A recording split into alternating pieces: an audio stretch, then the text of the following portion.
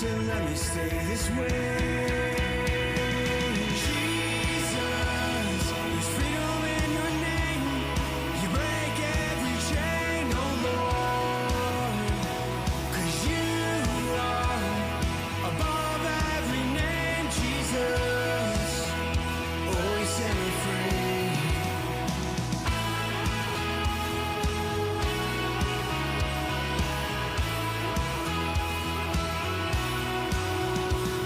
Now I live my life singing songs of praise, proclaiming everything you've done for me.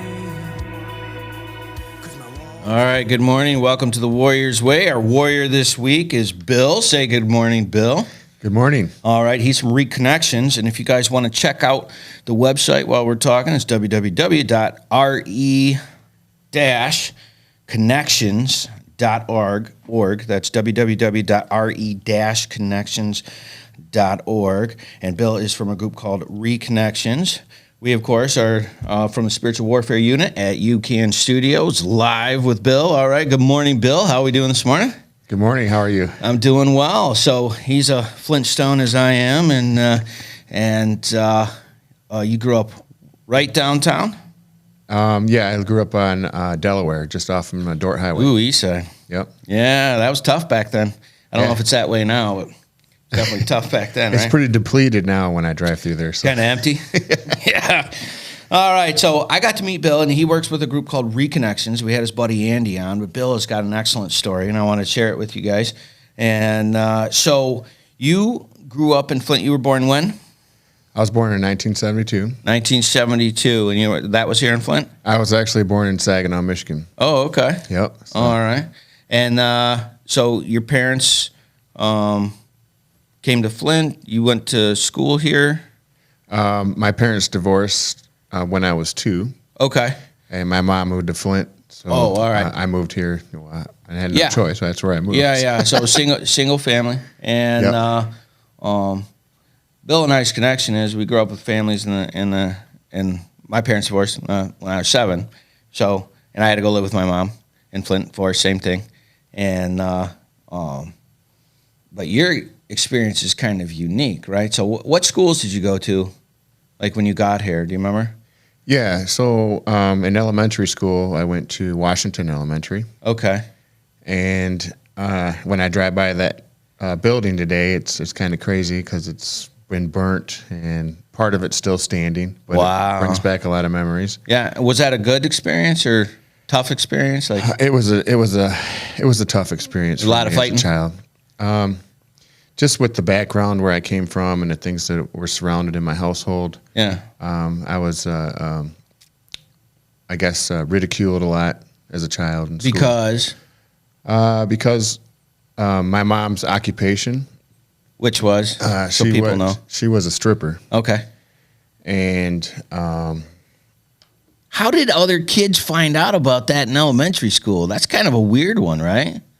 well, when you live in a house and there's Gotcha. pictures on the wall, I and gotcha. so when I have friends come over, they see it. Yeah. They go back, they tell other kids, See? and it just floats like a wheelbarrow. I didn't even think about it.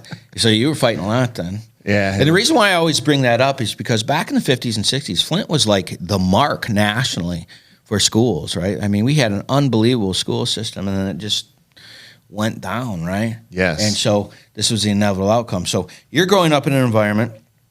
Mom is an exotic dancer for a job. You're a kid, and you're living in that environment. And she's single, boyfriends on and off, remarried. She had a couple boyfriends. Okay.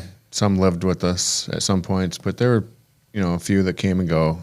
Came and went. Yeah, so you're used to from the dad perspective, it's just empty or temporary at best. Well, my father, had got arrested when I was 2, and I didn't see him until I guess I visited him a couple of times when he was locked up. But he ended up getting his charges dropped.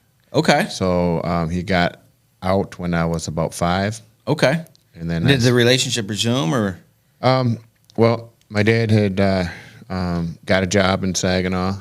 Worked at General Motors. Yeah. And he met a lady there, and they got married. Yeah.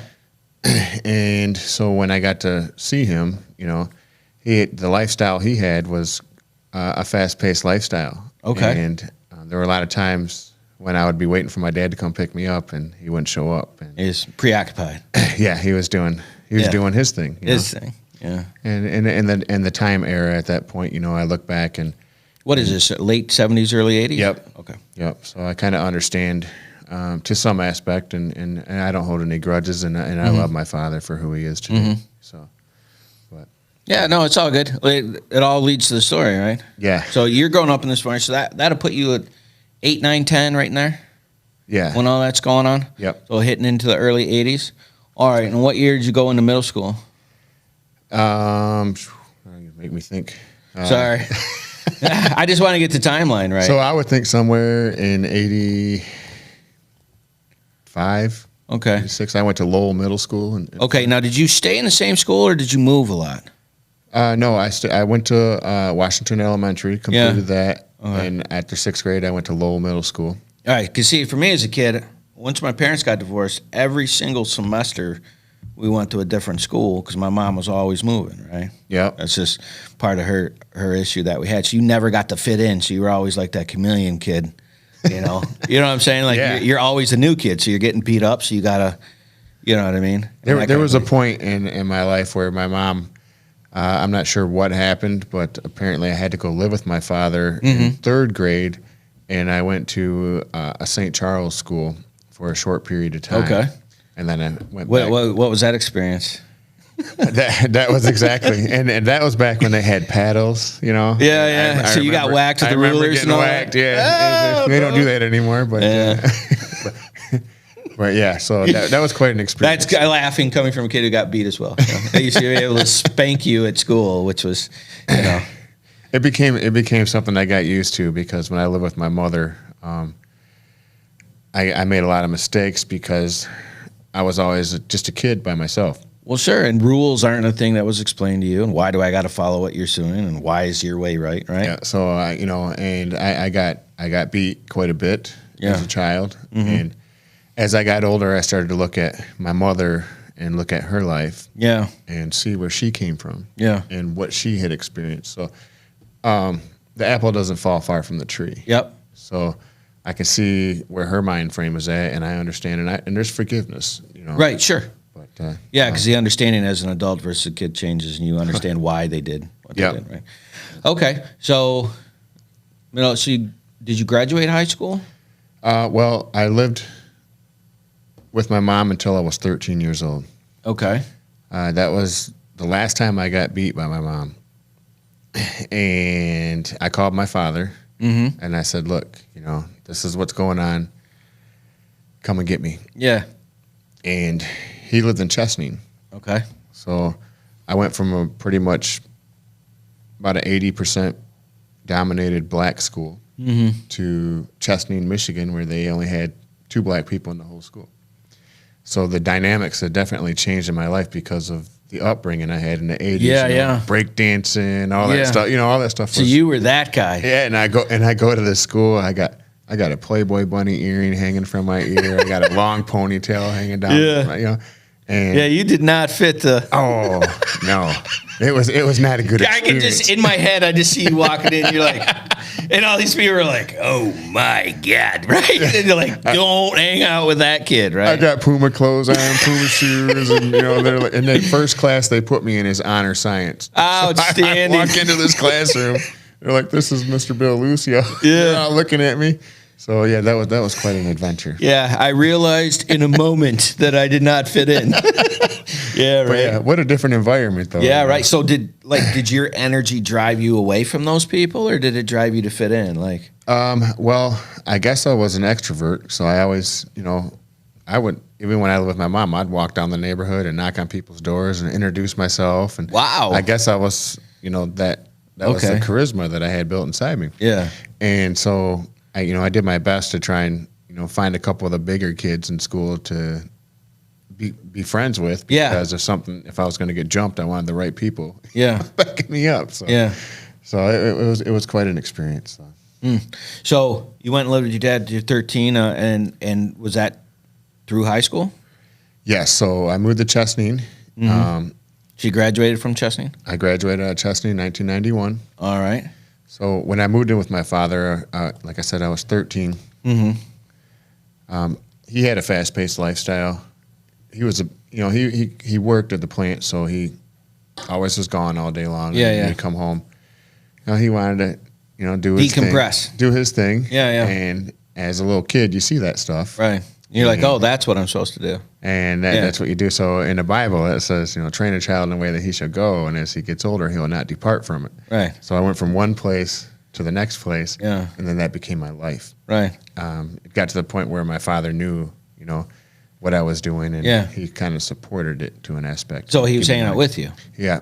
All right. And you're 18 at this time? I'm 17? I'm 14, 15. Wow. Yeah. So At 14, 15, he's like, oh, you're hanging out with the big boys, playing cards and smoking and drinking and doing all that. So I So he was remember the cool dad. Yeah, he was awesome. He was my Superman. Yeah, right. It was definitely a different relationship than what I had with my mother. So. All right, so you're in this environment, and you basically learned I got to work, and I can hang out, and this is what you're supposed to do. Like, this is the scope of it. The work part wasn't emphasized in any of the Oh, relationships. the play part was. It was always here's some money, get out of my hair. Gotcha. Go away. Yeah. Wow. So you go to find those kinds of people. Yeah. And that's what my environment was surrounded by. Yeah. So All right, so you're hanging out with the play guys, which is the corner guys, the older guys that really have not accomplished anything. And this is as a young person, you probably felt pretty cool, right? Oh man, if I needed alcohol, I'd just go, let's go catch this guy. I give him some money, he'd go to the store, get me some alcohol. And the thing is people don't understand that's more of a norm than a not norm, especially in a small community. Yeah, where we grew up in the city. That's like that. You're telling me the story, and I'm like, yeah, that doesn't sound odd to me at all. Yep. And then until I went to go live with my dad in Davison, it was, that whole kind of small town thing, and a group of friends, and you hung out and you did your stuff. Like, that seems what it is. All right, so you're doing this, you're getting in there, and what happens next? Well, I started drinking when I was 14. Yeah. I got a job when I was 16 at the Heritage House in Chesaning. Okay. That used to be a big place. All the stars used to come there. They had the showboat and all that. Okay. I started washing dishes. Well, there was a Rathskeller downstairs, and they had the best pizza. I remember you just can't even get that anymore. But they had these doors, these sliding doors that were never locked. Okay. And they stored all their alcohol in there. Okay. And me being an alcoholic, like, hey, I know where I can get got free access. I know where I can get some free beer. Yeah, right. And I remember going down at one point late in the night and grabbed a couple cases of beer. And at 16, you'd label yourself as an alcoholic. Oh, yeah. I didn't realize it then. Yeah. No. I'm just saying. How much were you drinking back then? I drank. I always wanted to drink more than everybody else. I got you. Proved my manhood. I became, a person that got into blacking out and not remembering what happened the day before. But I was walking out the door, and it was winter, and I slipped and I fell. All the bottles busted. Yep. And people were working in the back. They seen, oh, there's Bill. So that was the first time I got in trouble with the law. And that was just the direction of what my life was going to become. So from that point, it just started to... Downhill from that point on. So, all right. By the time I was 18, it got to the point where my dad was remarried. I had half brother, half sisters. Yeah. I was not a good role model for them because all I wanted to do was party. Yeah. Which is what you're taught. Yep. And, it got to the point where they said, you can't stay here anymore. All right. And, you're 18. Yeah. Go make your own way. Right. Well, that is a perfect time to take a break. If you've not gone to Reconnections, re-connections.org, check that out. We're going to be sitting here with Bob. Hit spiritualwarfareunit.com. Like, subscribe, and share, and we'll be right back.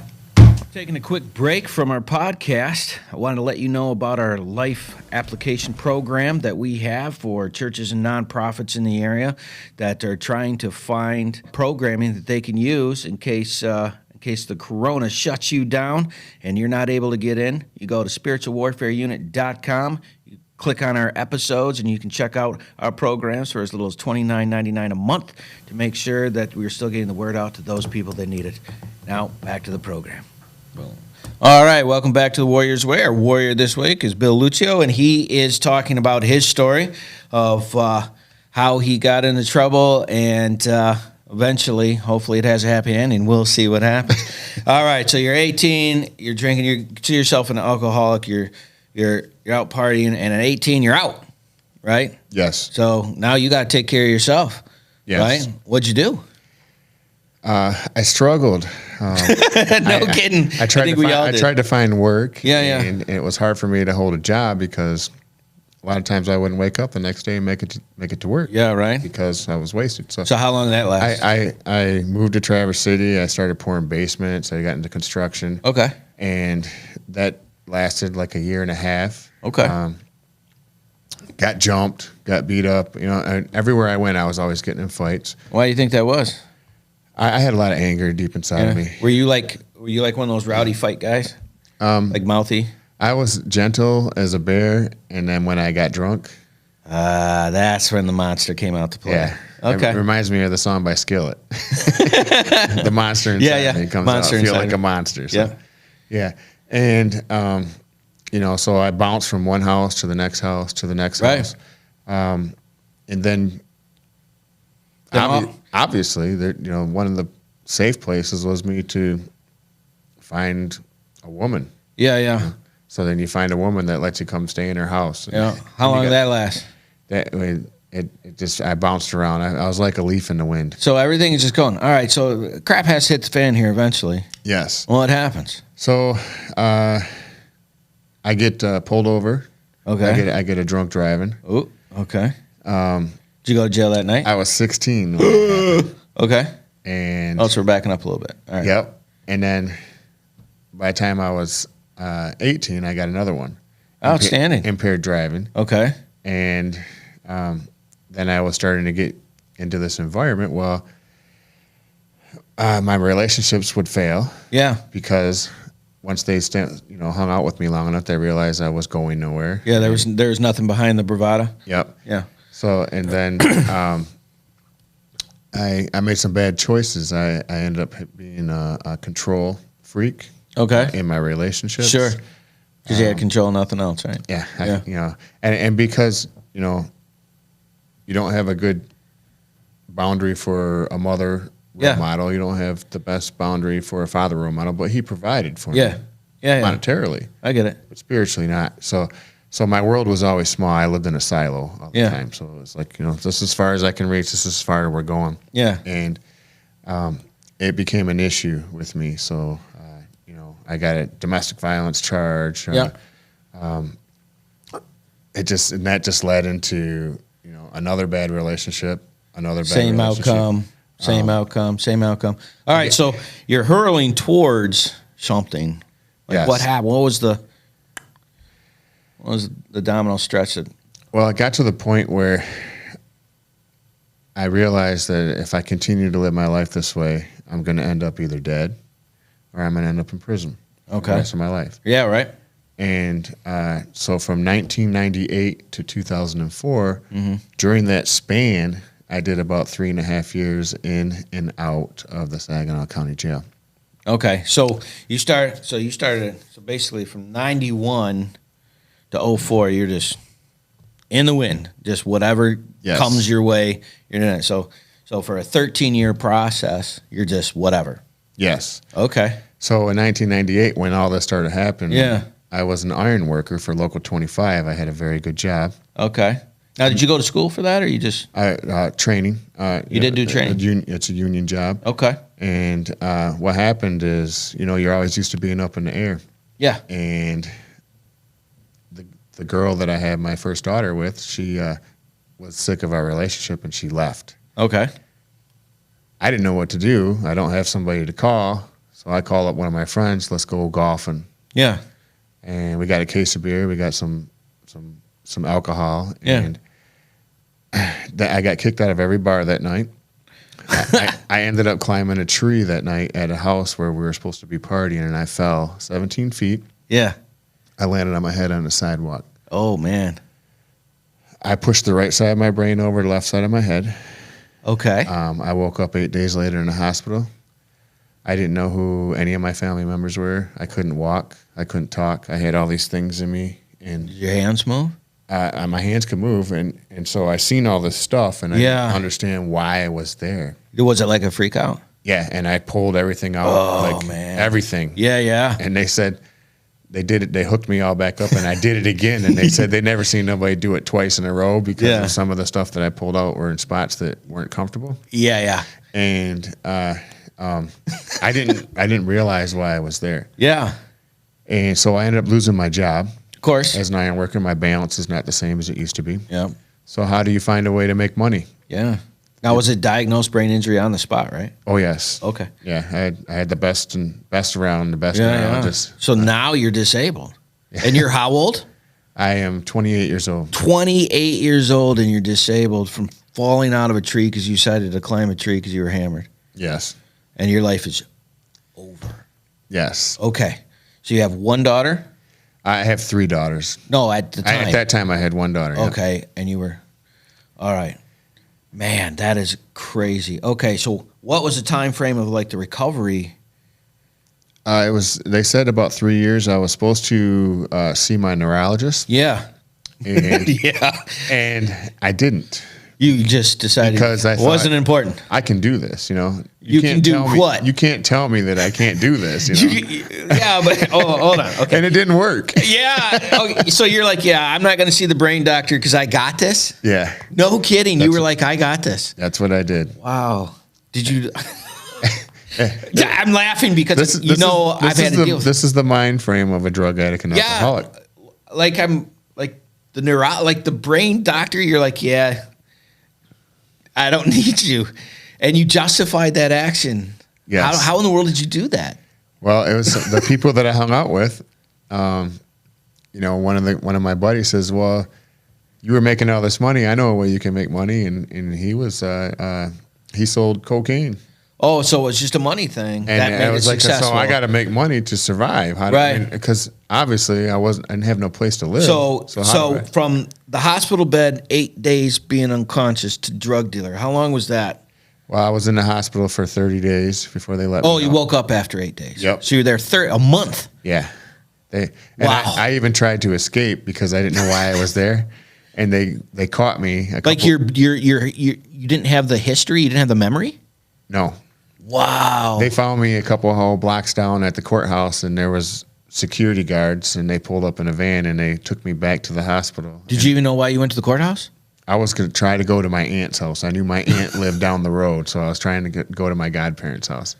Wow. And so when that happened, they zipped me up in a bed, Nice. and I'm hitting a button all the time. I was horrible.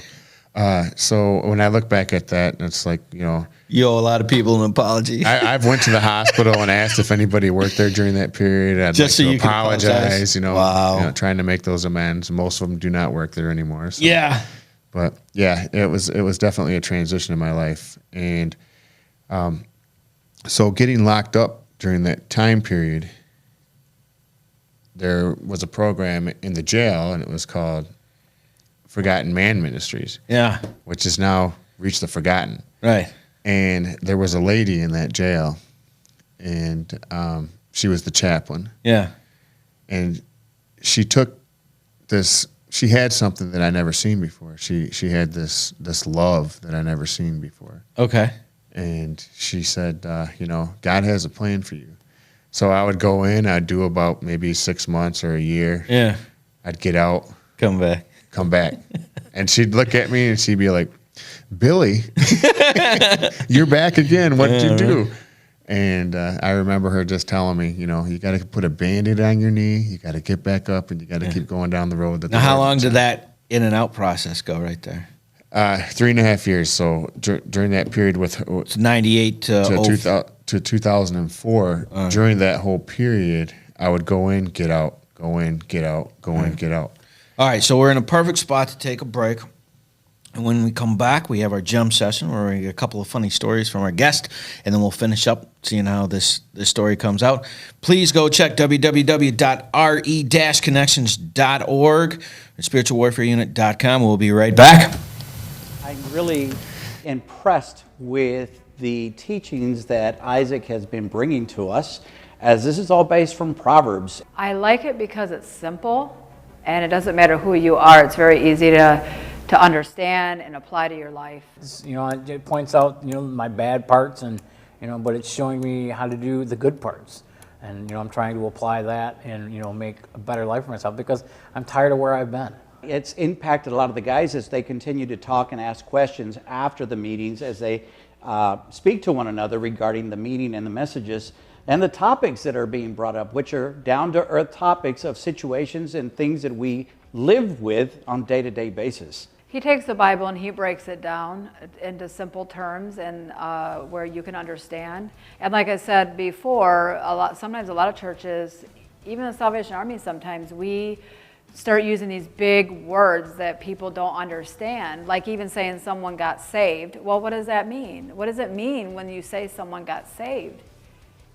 And it's accepting Jesus into your heart.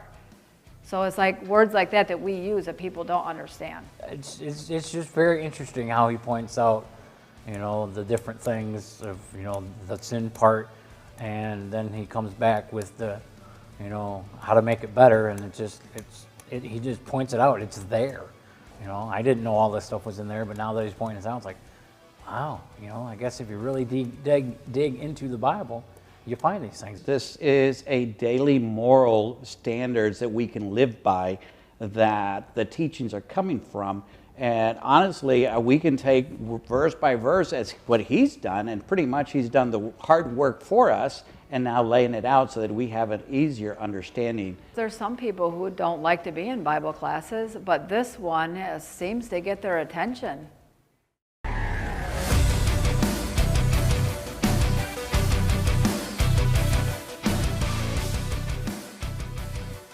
People that are talking about breaking the rules use their fingers to speak to each other. And that's what gangs do to communicate from point A to point B. It's almost like this has been in the Bible for 2,000 years and people feel like it's a new thing. That is unbelievable, isn't it? That things that are happening in your life today are in here from 2,000 years ago. That's very weird.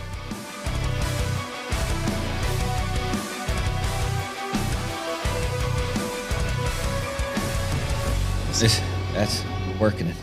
All right, welcome back to the Warrior's Way. Our warrior this week is Bill Lucio, and he's from Reconnections, re-connections.org is the website if you want to check it out. So we always ask for some funny stories because inevitably through all difficult scenarios, there's these crazy kind of situations that happen to end up being kind of funny, right? Yeah. So I asked, what do you got for us?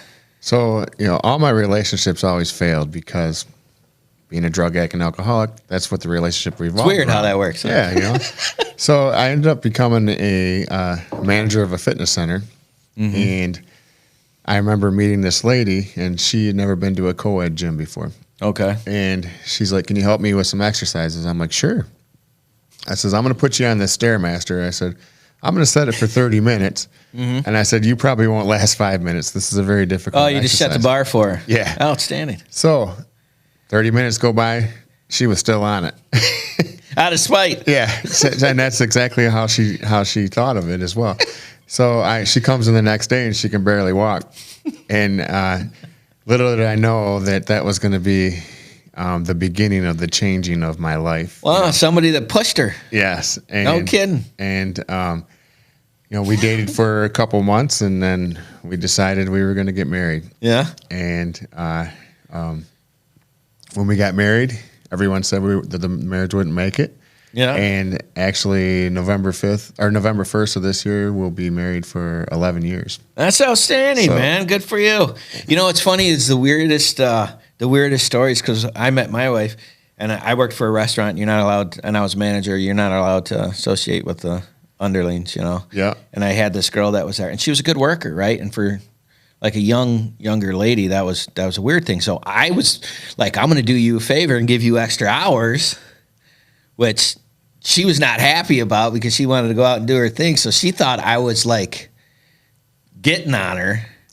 Right? When really I was like, well, you're welcome. You can work more hours because in my brain, more hours is a good thing. But to like a 17, 18-year-old girl, they're like, I don't want to do anything but work. So, and I'm sitting there doing this. I'm like, man, I really like her. Like she like told her friends she wanted to stab me. Right? And I'm like, man, I really respect that, And so when I wasn't her boss, I was like, yeah, I got to take this one out on a date, right? Because she was a hard worker. I respected those things, and she got mad at me. And I'm like, she's the proof that I have some kind of functional people skills because we dated and she hated me. So I was able to turn that back around, right? And the funny part was, as a guy, I'm thinking, well, you can get more hours, not just dumber than a box of stones, right? Just so stupid. And so I can appreciate those stories. All right, so we were at the super pivotal part of the story, and 98 to 04, and relationships coming and going, and in and out of jail, in and out of jail, in and out of jail. How many times you think you had been in jail by this time? 04? Probably about 5 times. 5 times, okay. Yeah. So you met this lady, and she's talking about Jesus. And She was not talking about. She wasn't talking about. The lady in the jail yeah. was. Yes, correct. Yes. Yeah, Yep. lady in jail. Yeah. All right. She was the chaplain. That's all right. Chaplain Sue Jones. All right. I'll never forget her for the rest of my life. All right. That's awesome. So she said, you got to get your stuff together, and then you did? Like right away? Or No, like what no, happened it was there? a process. Okay. And so I had met another girl, and she got into my life, and Yeah. we had a child. Is this the stair stepper girl? Or not? No. Okay. No. Oh. We had a child together, All and right. then we ended up having another child together. Mm-hmm. And I dabbled on both sides of the fence, and so I wasn't really 100% giving my life over to the Lord. Yeah, you're this way with these people and that way with that. So I in got you. 2008, I decided I was going to get baptized. I thought, Okay. you know what? This is what I need to do to change Yeah, my yeah. life. And I invited all my family members, everything. Yep. Nobody showed up to my baptism. They're like, good for you, bro. They're used to what I always did. Yeah, they're probably hungover, right? But who showed up was the chaplain. No kidding. And Sue came in. She came up and she put her arm around my back and she said, "Where's your father at?" And I looked at her and I just started bawling. Oh, man. And she said, "Do not worry about it." She says, "Because your real father's here." Wow. And wow, that made a lot of sense. Yeah. Not then. It does now. Yeah, It did yeah. afterwards. But what she did was she knew that my relationship wasn't going to work out. She allowed me to move into her house. Wow. She was the chaplain. No inmate's ever known where she lived. Yeah. Her and her husband let me live there for a couple months. That's when I got the job at the fitness center, and that's when I met. That was lady. 08. Yeah. No, in 2000, in 2010, I started working. All right, at so that puts you at what? How old? 30?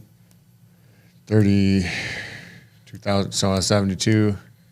Yeah. 82, 92, 02, 20. 12. So basically almost 40. Yeah. Okay, so you're late 30s at this point. Yeah. So I had a 22-year run with the drugs and alcohol. Yeah. And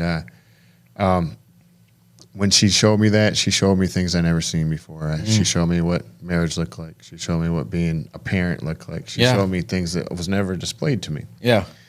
And that's she was in my life for 12 years. Some of it was when I was locked up, and then, Yeah. and then I was actually a pallbearer for her funeral, and I made her a promise before she had passed away. I said, "I'm going to do exactly what you did for me, is I'm going to give other people hope the way that you did to me." All right, perfect. So you decided then that you're going to change your life and be a person who's a positive impact instead of a negative impact. So what did you do to fulfill that promise? Well, when I got married, my wife found out that I was a drug addict and alcoholic, and she said, Because you're still battling it. "Yeah, Okay. And she said, "I can put it down, and I just threw my hands up and told the Lord, that I need to change my life. Yeah. I said, we've been married for almost 11 years. I've been sober for almost 11 years now.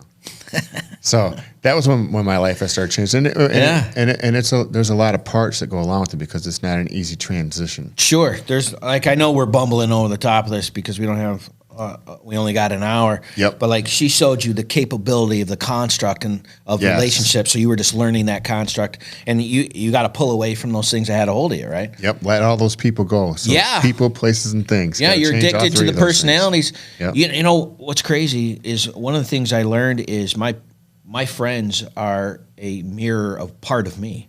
Yep. And then you got to ask, why do I get along with that person? If that person's not a good person, why do I get along with that person? Why if that person's a liar, that person has a temper? Why do I get along with them? The only answer is because we have something in common. Yep. Right? And if you don't remove yourself from your lifestyle, you're going to fall back into it. And you knew that because you've done that multiple times. Yes. But now you had a good woman and you're ready Yes. to go. All right, so you're getting married. What happens? Because how do we As get to reconnections? How do we get there? So as we get married, the pastor that I had at that time had a program called PACT. It's called People Achieving Change Day. Mr. Terry Coons, very dear friend of mine still today. Okay. He was working with the juveniles, and he's like, I want to get you to become a mentor and help these young kids out because he knew my background story. So talk to them about. Yep, and give them hope. Yeah. And then what happens is he ends up moving downstate. He lives near Port Huron now. Right. He says, hey, I got a friend that's got a program. It's called Reconnections. He goes, and we were kind of talking about this, and he goes, I want to introduce you to him because I think he'd be a good person for you to have in your life. So that was Dennis, And that was Mr. Dennis Wine. who is an amazing human being, by the way. He is That dude's all phenomenal. fire. I love him so much. He teaches me continuously today, so I'm very thankful to have Every him time I around. get around him, I'm like, yeah, we're going to do all this stuff. It's crazy. Yes. So, So what year was that? well, I got involved with Reconnections in 2016. Okay. 17. All right, so, and you started off as what? A mentor? Dennis trained me to become a life coach. Okay, which is helping guys that get out of prison Yes. reacclimate? Yes. Okay. Yep. So during that time period, with felonies on my record, nobody wants to give me a job. Yeah. I decided to start a business. My wife says, you help this guy out. Let's get you going. So Yeah. I started a business 8 years ago, and what we Doing? do- and I do lawn care, Okay. commercial and residential now. So this is 8 years into it, Yeah. and I was figuring I could help people that get felonies get jobs because I know Yeah, what just it's create a like. job for Yep. them. And Okay. it kind of fell into what we do with Reconnections, and Yeah. becoming a life coach. When I got to share my story, where I came from and what I did with these men that were coming out of prison, because we work with the top 20% that come out of prison in Reconnections. Yeah. So they have the worst charges, and nobody, Top 20%, you mean top? the worst charges. All right, so the worst of the worst. Yes. Yeah, So those dudes are my favorite. They're committed. those are the people that most people won't. They won't give a touch 'em, job right? to. Yeah. Right. And we want to And understandably so. You know what and I'm we saying? want to let them know that they did their time. Yeah. It's time to move on now. Like Chaplain Sue told me, put a Yeah. band in, get back up, keep moving forward. It's not a scarlet A for the rest of your life. Right. Because, just in defense of those guys, they got to come up with lies of what they've been doing for the last 8 years because Yes. they don't have, did you hear about this had happened or that, I don't know how to use a cell phone, crazy stuff you wouldn't even think of, right? Yes, correct. So And so when you're coming, you don't have to do all that. You don't have to. You don't in have our to first class, we had Well, people don't average person doesn't understand that. You know what I'm saying? Nope. Well, what do you mean? Because in their minds, is the progression of time has been linear and continual, and they had a stop start in the middle of their life, right? I remember having a conversation with a guy, and he's like, "What's Google?" Yeah. And I was like, "What?" But they don't know. Yeah, Exactly. he had no idea. He went in and he was like, "Can I still get a pager?" so being a life coach and me sharing my story you got to do that all the time. about being locked up. Yeah. Dennis says, you know what? We got people that got degrees, they got all these things, but we don't have what you have. Yeah, experience. You've got experience. Yeah. You relate to these guys. We want you to become a life coach director. I'm like, sure, no problem.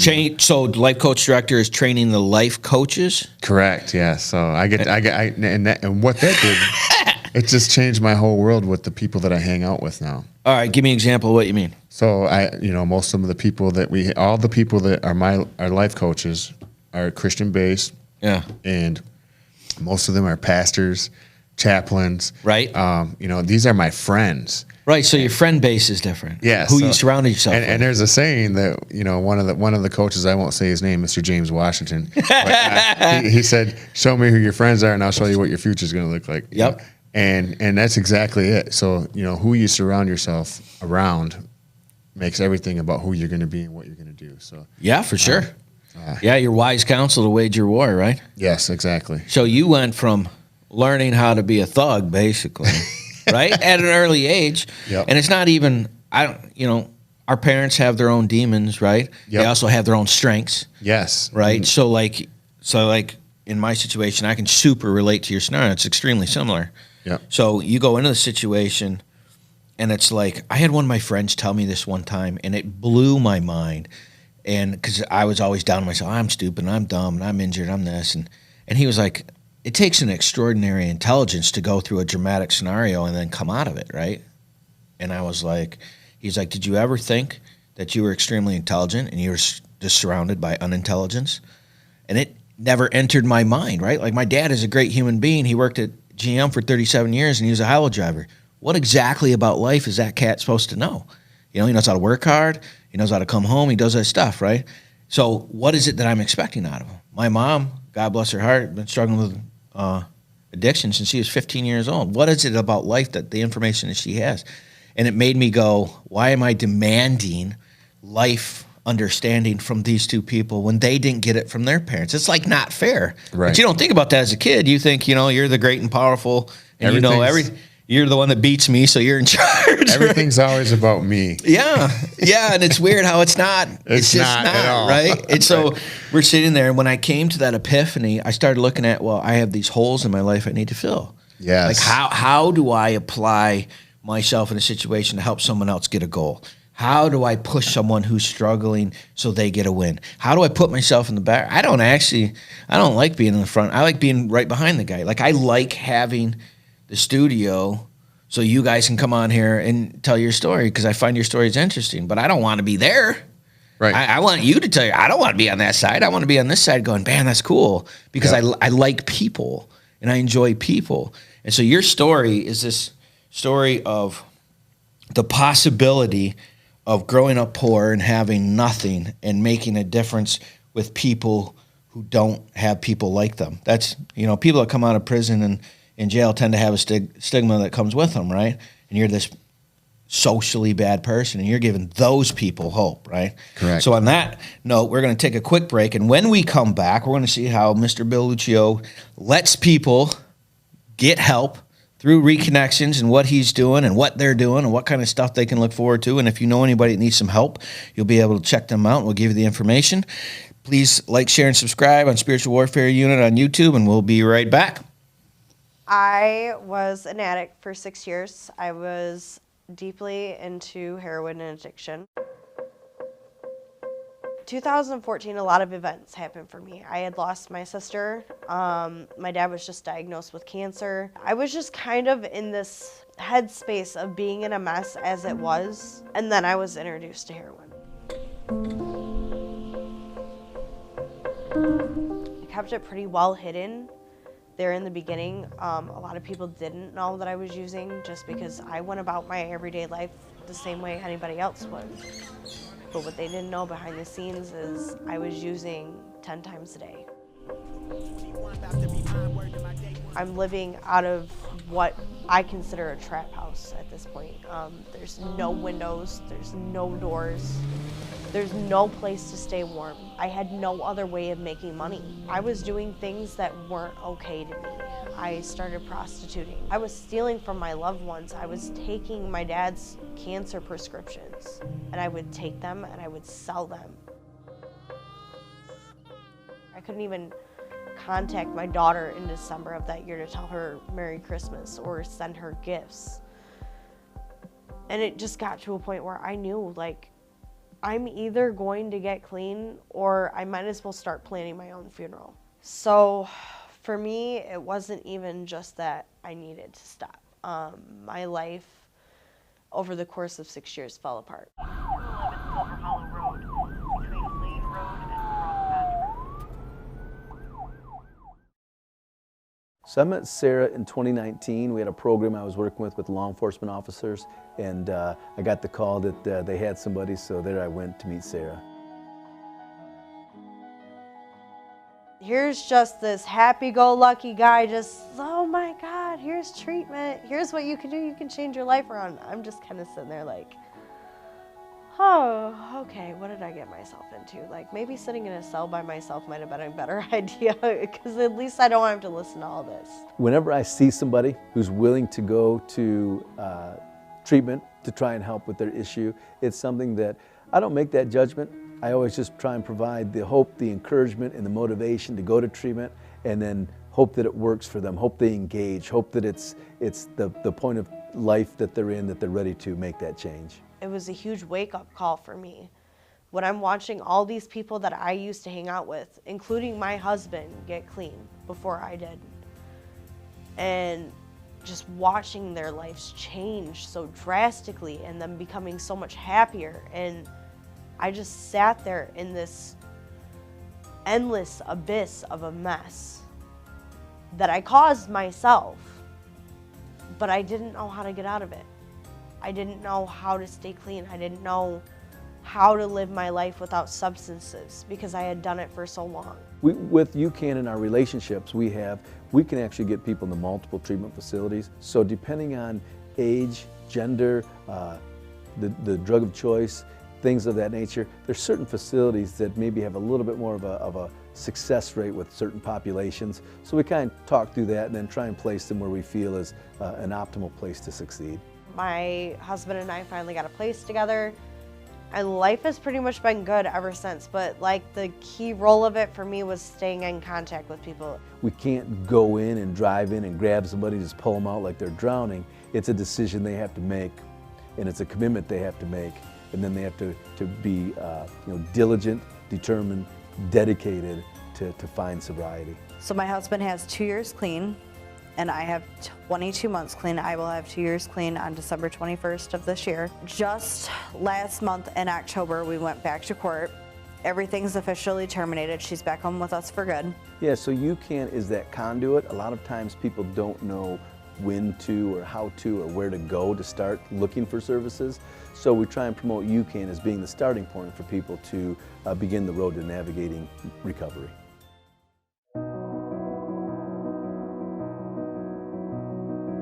It is more than possible to change your life around. So this program that we have allows law enforcement that if they have somebody that they feel could use the opportunity to try and get treatment instead of incarceration, that they would reach out and we could handle it for them. Recovery is possible, and there is hope.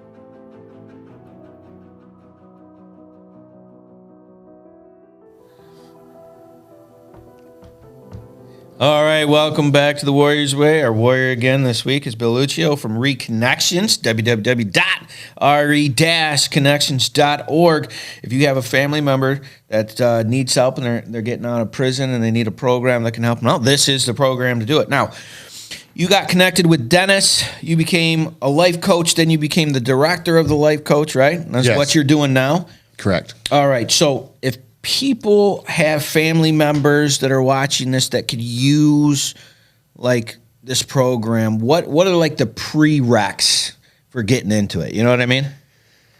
Well, first of all, they have to have a felony.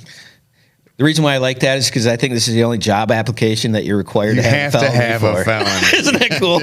I love that part. So you got to have a felony. All right. What else? And most of the people that we do work with come from the Michigan Department of Corrections. Okay. So they have a parole agent.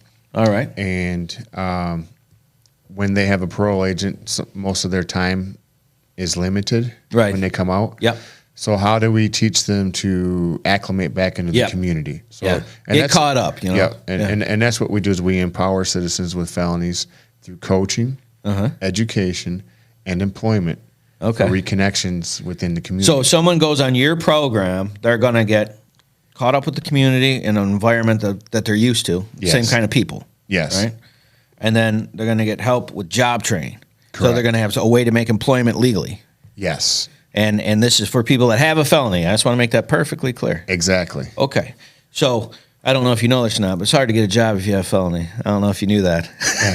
Well, I guess there's a plus and a minus to that because you look at I guess how people were getting all these checks from the government to not go to work. Yeah. Well, a lot of people don't want to work. Yeah. But guess who wants to work? Right. The people that are coming out. And the thing is why not let them? Exactly. I mean, why not? A mistake doesn't mean you're bad. It just Right. means you're not perfect. There's a revolving door set up, so the system is waiting for them to come back. Yeah. But when they don't know what else to do, Yeah. They'll go back they to go what they back know. to where they used to be. And that makes that's perfect what sense. Reconnections is all about. It's like, let's teach them that they do have skills. Let's show them that they have skills. Let's connect them with a life coach and that's somebody that they're not used to being around and give them new ideas. So you're showing them they have positive value. Yes. All right. Exactly. So what kind of stuff do they do? Like what kind of things is Reconnection doing with these guys? Well, we teach them, how to fill out their resumes. How to Paperwork? show up for job interviews. To be prepared. Do you guys help them with like their license and birth certificate and all that stuff? Yep. We help them get their license, all that stuff. We try to make sure they got connections for transportation. As far as if there's a bus line. When they get a job, they don't have a vehicle. Right. We want to find a place where they can work Okay. that has a bus line so they can get back and forth. I to got work. you. How much does this cost for these guys or the families? It costs them absolutely nothing. It's free. It's free. You help these dudes out for free. Correct. Okay. And so if someone has a family member that has been in prison and they're struggling finding a job, they can go to your and where are you guys located? Right downtown? What's the address? I think it's 812 Root Street. Root Street, correct? Yeah, Root. 812. Yeah, Root. Yeah. So we're Good movie. Yeah. So we're right across the street from the Catholic Charity Building. Yeah. At the St. Michael's church, old church. Mm-hmm. Beautiful place. We got a nice classroom set up in there. We have a 5 to 6 week class. Okay. What's a class involve? So 3 days a week they'll come to class. Mm-hmm. We definitely have a high standard for what we do. Yeah, I think I remember Dennis saying, like, if you're a minute late, you're out, right? Yeah, so if we don't have the bar raised high, because what we're trying to do is teach them to be responsible. Yeah. And when you get a job, guess what? You better show up. Yeah, right. And if you show up late, you're not going to have that job. Yeah. Just little things like that, for them to get prepared. All right, so this program what are they learning? Like, what's the classes, I guess, we teach them how to tie a tie, No kidding. Most of them don't know how to tie a tie. You give them a tie, put this together, just so they can learn how to dress for success. So their function is, so if I'm hearing what you're saying, the whole function is to get them back into community where they fit in. They have a spot. Correct. Okay. How to cook on a budget, because they got to learn how to do their finances.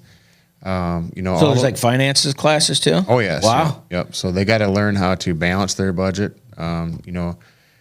And most of the time when you get some money, these guys they get a little extravagant and they go and buy something, and they realize, oh, how do I pay for this now? How do I have a place? And it's a learning experience for them. But Okay. that's what the life coach is there for. Yeah, right. Yeah. So basically, if I'm understanding this, you're taking people who've made like let's say a major social mistake in their life, and you're teaching them how to be able to fit into the community and that they have value as a person. Correct. Okay. All right. So tell us about Dennis, man. What's this guy like? The guy who runs this. He has such a heart on him. He's explained to me how he started this program. He wrote it down on a napkin and just, was going all these places. And Tell us that story real quick. He wrote the idea on a napkin? Yeah. And so he's thinking, who's going to let me do this? I want to work with people that are coming out of prison. Hold on a second. Wait a minute.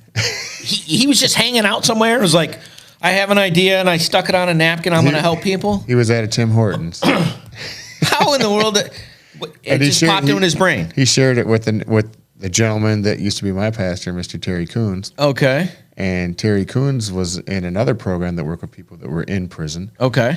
And that's Operation Transformation.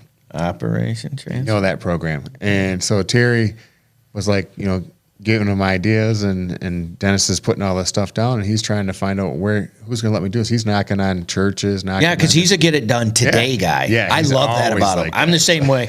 Like if I say I can do it, I mean like as soon as we're done, now. I can get it done. Yeah. And he's the same way. And then when someone's like, I can get it done, and they don't, it's like, X. You know? So he finally went to the Catholic Charity Building, knocked on their door, and met Vicky Schultz that runs that, and what an amazing lady she is. You right. And she asked him, she says, so how long were you locked up for? He says, I've never been locked up. But she's like, you're serious? You want to do a program like this? Yeah. And that's where it all started. So, Yeah, and he's got like a pretty high educational background too. yeah, he's Extremely intelligent. Yeah, that's why it's very important for me to be a life coach director, because the people that we place with these men that are coming out, Yeah. they're getting people with a lot more wisdom than what they're normally used to hanging out with. Sure. And Dennis is that kind of guy. Right. And I'm just, he just passes it on. And, it's like, I think of 2 Timothy where you're passing the baton on, he's passing it on. And he wants this program to eventually be a program run by people like myself, Right. ex-felons.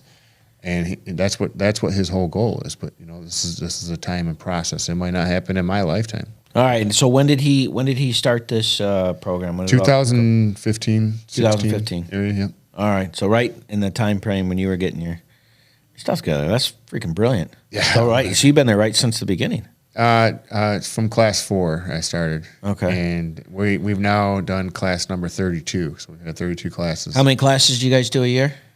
We try to do 5 classes per year. 5 classes per year? Yep. And in these classes, you're getting, what's the max? Is there a max number or a minimum number? Like minimum number is obviously 1, but like, is there a max number? I think we've had a class that may have had 8 graduates. 8? Yep. Okay, so these are really small. So they're very personal is what I'm, Yes. you don't got like 40 guys and No, it's pass this thing and write this thing. It's hard to get everybody to concentrate. So, and that's why we continuously do another class. So we have a class actually right now that's in progress, and they're going to be graduating on June 17th, I believe. Okay. And when that happens, then they'll meet their life coach. Okay. I introduce them to their life coach. They do a 6 months with this person. Yeah. And it's all about relationship. Okay. So I've learned that if I don't have a relationship with my Heavenly Father, Yeah. all these relationships really don't. Yeah, because then you're just using them instead of them actually having value, right? So for them Yeah. not having a father role model, Yeah. we connect them with a life coach, because that's kind of what they are. They give you good ideas and give you, new things to think about. So Yeah. it's very powerful. All right, so you guys, are you just in the Genesee County area? Right now, yes, we are. So, it's been a process and building up where we're at. Yeah, the platform. Yes. Yeah. And I think that, God willing, I think that it's going to be moving a little quicker than what we think. So we're trying to prepare for that. Oh, so the growth into other counties and all that We've stuff. I made proposals into Saginaw County. Okay. And the mayor there was very interested in what we're doing. I bet. It's a great thing, dude. Like, and it's not like you got a lot of competition. You know what I'm saying? It's not like there's a bunch of people going, yeah, sure, we're going to help these guys. Like it just, what makes what you guys do so good is because there's a big difference between, yeah, we want to do this and doing it. And that step is really close to each other, but the work of it's super hard, right? Oh, it's a lot of work. Yeah, because it's 24 hours a day, 7 days a week. You never got an off day. Like you don't, like if you're doing billable hours. Yeah, you know what I'm saying? Like, right. You have to have a passion for this. It's a continuous. Yeah. And that's one of the best things about life is that when you're doing things for other people, your life becomes more valuable. Right. And this is why I want to have you on. Guys, you got to check out Reconnections. Go to Reconnections, www.re-connections.org, or you can hit the number at 248-207-8125. Bill, thank you so much for coming in. I love you guys. We look forward to hanging out and doing stuff together. And if you've not gone to Spiritual Warfare Unit on YouTube, like, share, and subscribe. And if you know somebody that you know is struggling, you get them the information and you be part of the Spiritual Warfare Unit too. Thanks for stopping in. We'll see you next week. Do you have a nonprofit in your area that's doing a lot of work that people should know about? Feel free to contact Spiritual Warfare Unit at 810-715-9319, and we would love to have them on to see what good they're doing in the community and find out their story. Thank you so much. Spent so much time believing the lies. I knew I wasn't meant to live this way. But my walls came down when your love shone through. Now my life will never be the same. You love me too much to let me stay this way.